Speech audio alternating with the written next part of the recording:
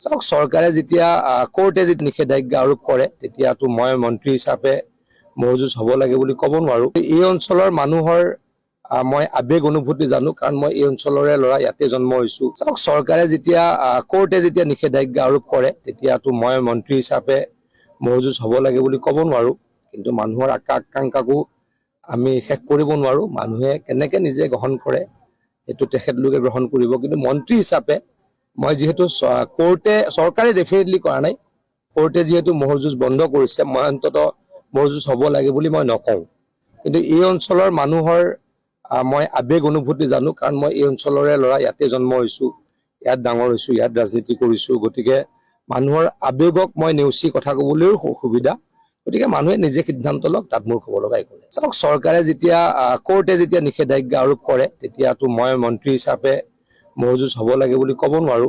কিন্তু মানুহৰ আকাংক্ষাকো আমি শেষ কৰিব নোৱাৰো। মানুহে কেনেকে নিজে গ্ৰহণ কৰে সেইটো তেখেতলোকে গ্ৰহণ কৰিব। কিন্তু মন্ত্ৰী হিচাপে মই যিহেতু চৰকাৰে ডেফিনেটলি কৰা নাই, কোৰ্টে যিহেতু মহজুজ বন্ধ কৰিছে, মই অন্ততঃ মহজুজ হ'ব লাগে বুলি মই নকওঁ।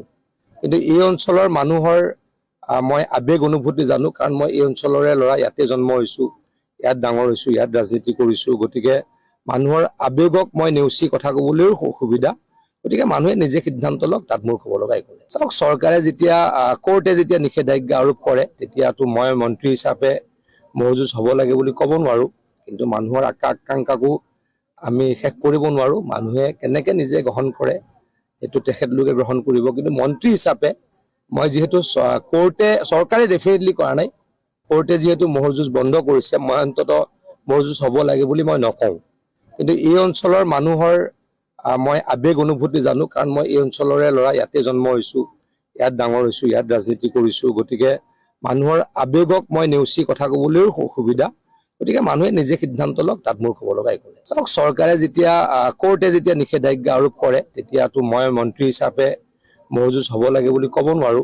কিন্তু মানুহৰ আকাংক্ষাকো আমি শেষ কৰিব নোৱাৰো। মানুহে কেনেকে নিজে গ্ৰহণ কৰে সেইটো তেখেতলোকে গ্ৰহণ কৰিব। কিন্তু মন্ত্ৰী হিচাপে মই যিহেতু চৰকাৰে ডেফিনেটলি কৰা নাই, কোৰ্টে যিহেতু মহজুজ বন্ধ কৰিছে, মই অন্ততঃ মহজুজ হ'ব লাগে বুলি মই নকওঁ। কিন্তু এই অঞ্চলৰ মানুহৰ মই আবেগ অনুভূতি জানো, কাৰণ মই এই অঞ্চলৰে ল'ৰা, ইয়াতে জন্ম হৈছো, ইয়াত ডাঙৰ হৈছো, ইয়াত ৰাজনীতি কৰিছো। গতিকে মানুহৰ আবেগক মই নেওচি কথা ক'বলৈও অসুবিধা। গতিকে মানুহে নিজে সিদ্ধান্ত লওক, তাত মোৰ ক'ব লগা একো নাই।